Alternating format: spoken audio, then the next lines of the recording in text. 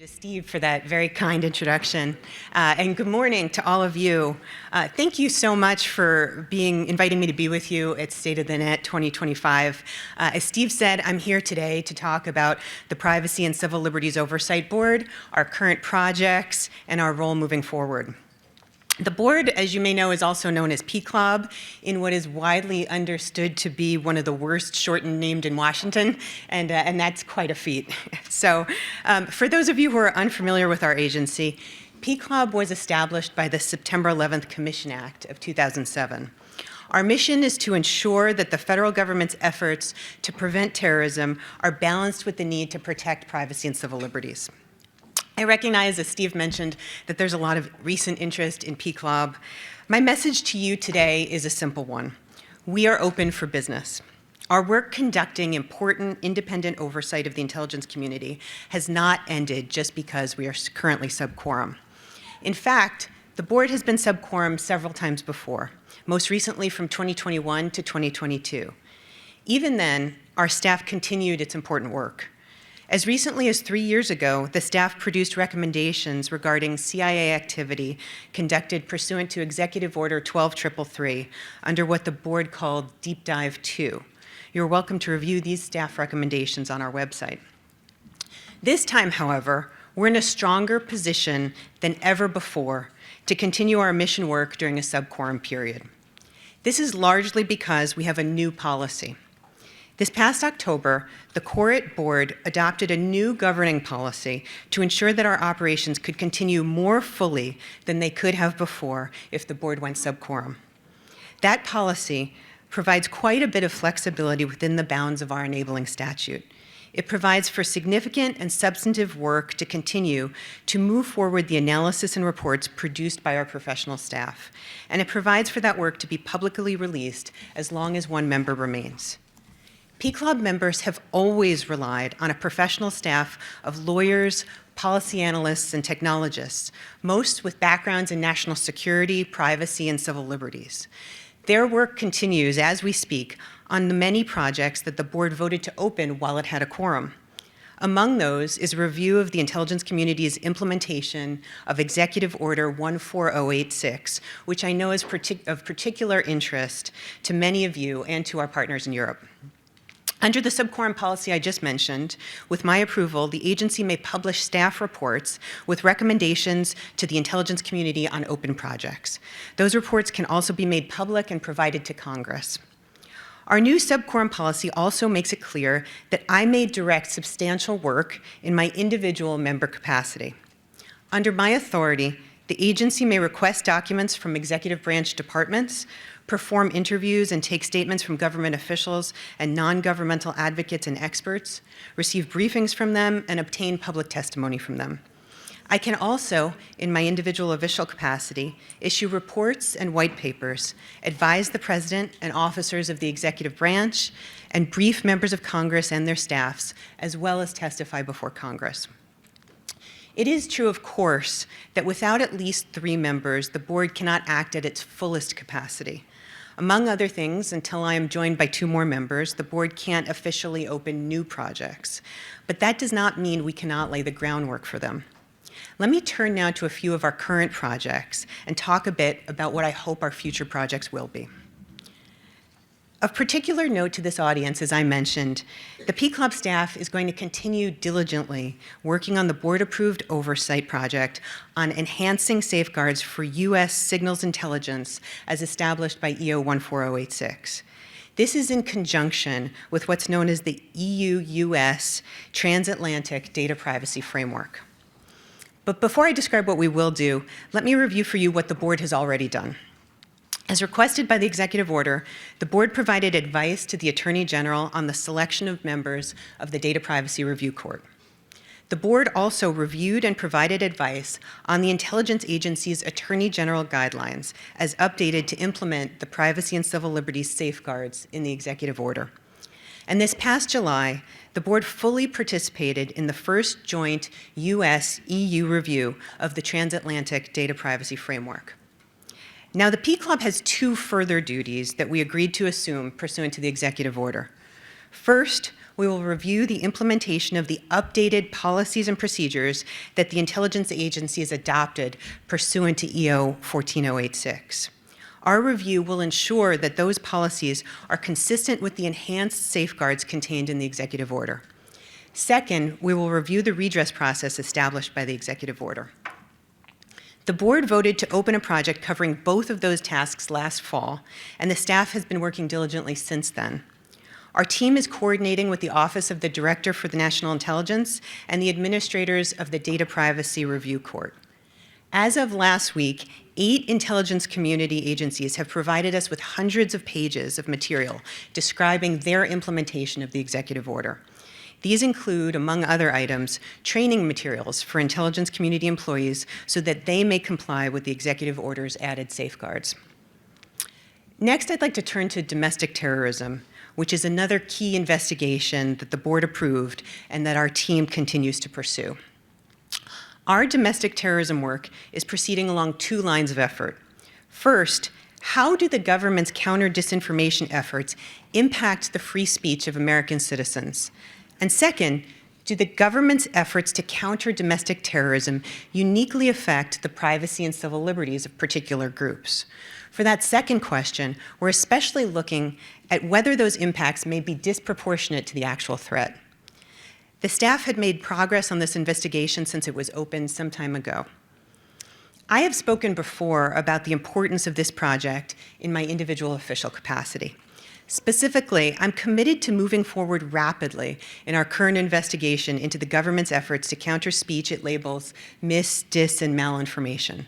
We have already seen substantial evidence that the government pressured social media and other companies to censor Americans' free speech in the name of combating domestic terrorism. Tying disfavored speech to counterterrorism paves the way for censorship under the guise of national security. I have been advocating for this oversight project for years. In 2022, I requested that the then Secretary of Homeland Security, Alejandro Mayorkas, turn over detailed information about his Disinformation Governance Board and other DHS efforts to limit speech it labeled dis, mis, and malinformation. A year later, I got a response from DHS justifying its work and providing no more information than had already been pried out by Congress and the public embarrassment over the DGB.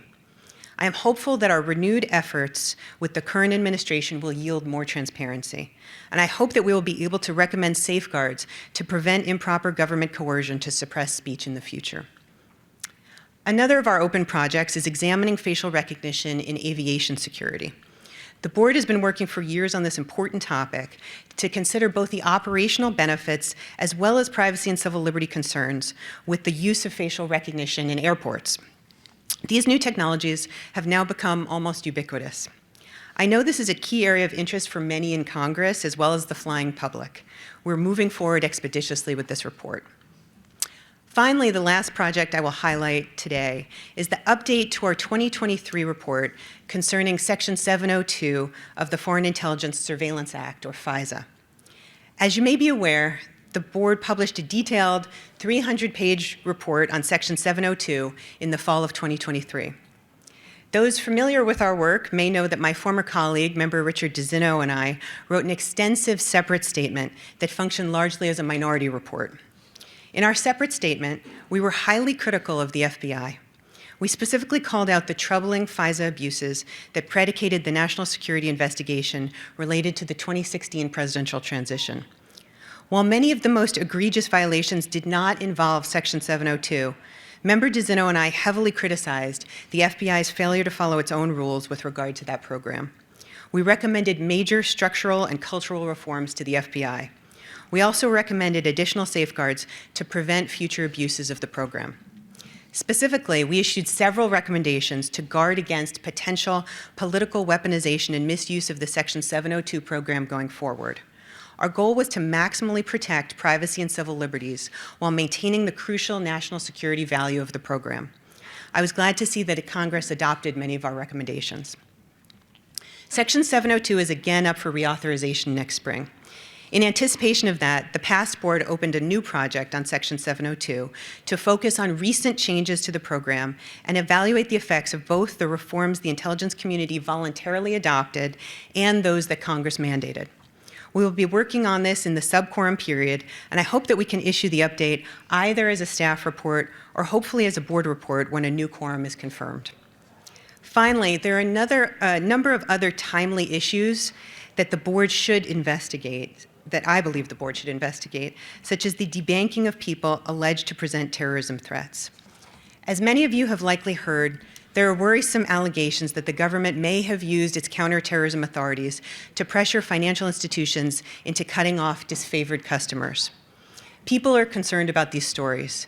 This is exactly the type of investigation the board can and should consider. Another potential area of inquiry is the breadth of government access to databases of U.S. persons' financial data. Of particular note is the consolidated audit trail established by the Securities and Exchange Commission. This program monitors in real time the identities, transactions, and investment portfolio of everyone who invests in the stock market. Government surveillance of Americans' financial activities, especially in the name of counterterrorism, is ripe for oversight. I know that Congress is looking at both of these issues now, and I look forward to investigating such projects, either in my individual official capacity or formally following the appointment of new members of the board. I'd like to close by talking for a minute about what it means to serve on the board. Oversight of intelligence programs means calling out problems where you see them, not putting a thumb on the scale, either for or against the intelligence community. Most importantly, it means having an open mind. It means coming into an investigation with analytic rigor and basing conclusions on the evidence presented. It means targeting solutions to real problems. And that is the kind of oversight that I am committed to. It's the kind of oversight I've demonstrated in my past work, and it is what I will continue to do as P-Club moves forward. Of course, I am only one person, but the board has been led in similar circumstances before.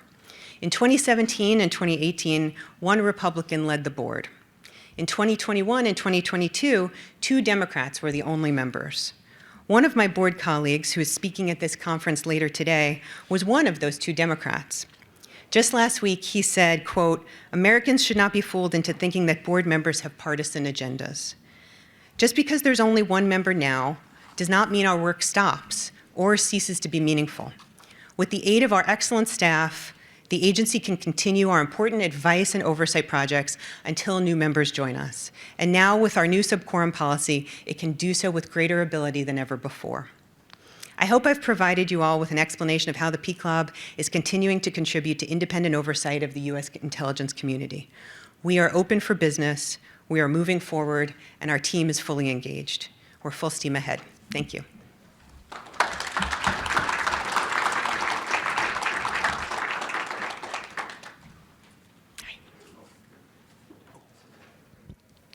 Beth? Yes, I have time for a few minutes for questions, if anybody. Thank you. I was particularly intrigued by your initiative to investigate and prevent the job owning, the notion that an all-powerful government can pressure websites to keep up or take down content. And you mentioned the executive order, but how will we make this more permanent than an executive order that finishes with the administration? Yeah, well, that's a great question. I know Congress is looking into some of these, and there's several initiatives and bills that have already been proposed. But honestly, that's the kind of work that P-Club can really help with, because if we can look into what happened, provide transparency, and then recommend guardrails going forward, if there was bad acts that were committed or mistakes or use of power by the executive branch, the type of work that P-Club can really be helpful with and provide helpful recommendations for is exactly these things. How do you put guardrails? Who's making these decisions? How are you determining whether something really is bad information, whether it's imminently dangerous? These are big questions, and these are the types of things that I'm hoping that the board can weigh in on.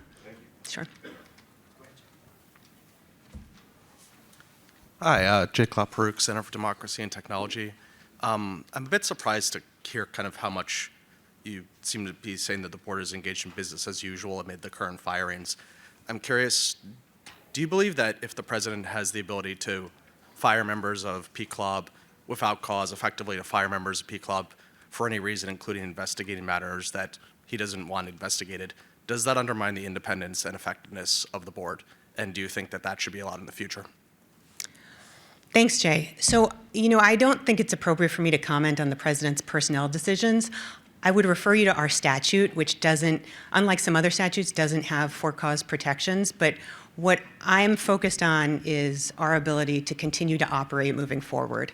And luckily, this past October, we put a new policy in place that allows that more fully than ever before. So thank you. Yep. Okay. Thank you very much.